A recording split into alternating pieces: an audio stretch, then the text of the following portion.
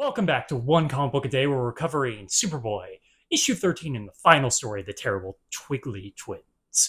This story involves Superboy facing off against two of the worst pranksters, mischievous classmates he's ever gone up against before. It's really a battle of wills between Superboy's powers and these kids' ability to commit pranks, really elaborate pranks, almost Bart Simpson-like. In fact, the big problem is teachers are quitting left and right, and no one is learning anything because they are disrupting class. Oh no, what a horrible thing to be happening. You know what? I was a substitute teacher for many years, and you should lay off teachers. It's a very hard job to do. I'm less annoyed by them stopping the educational process. I think these two could use some growing up, and you know what? The story is okay. It's an okay story, and any story in the Golden Age that has somewhat of a story arc should be applauded because, well, none of them really have much of a story arc. And it is Superboy in a low-stakes story, which is actually kind of surprising how difficult it is. It's not very difficult, but there is some actual conflict here. They start to figure out that he might be Superboy in the process. And no, that's not my favorite type of conflict when it comes to Superboy or Superman stories.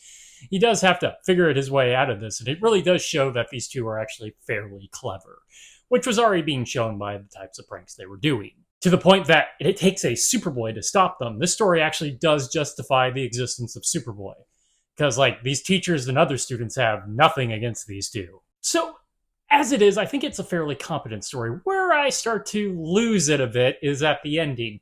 Yes, they have to get better somehow, and I think the idea of that they're kind of at a war with Superboy secretly in class, that just on its face is pretty funny. Superboy has to go pretty big at the end against two characters who are not big characters. He mentally tortures them. Does kind of a, well, you can say like a Christmas Carol type situation to them. Not that far. He's actually pulled that as Superman against rich people. And I don't like those people. These kids are still kids. They still have some growing up to do. They could be better in class, but actively torturing their minds is a little extreme there, Superboy. Save this for the rich guys.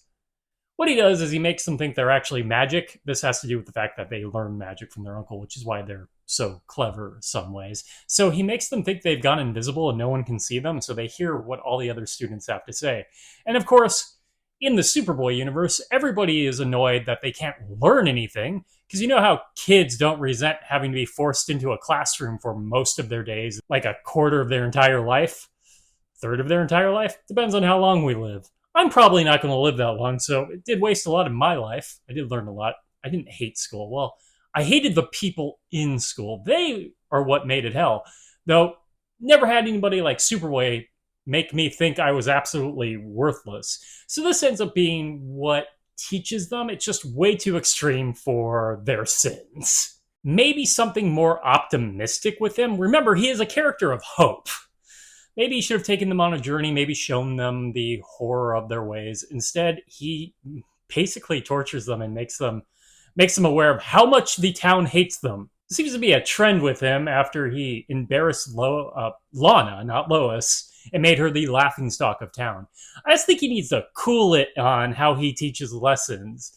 In fact, maybe Superboy needs to grow up a little bit. Someone needs to teach him a lesson. Where's Kid Luther?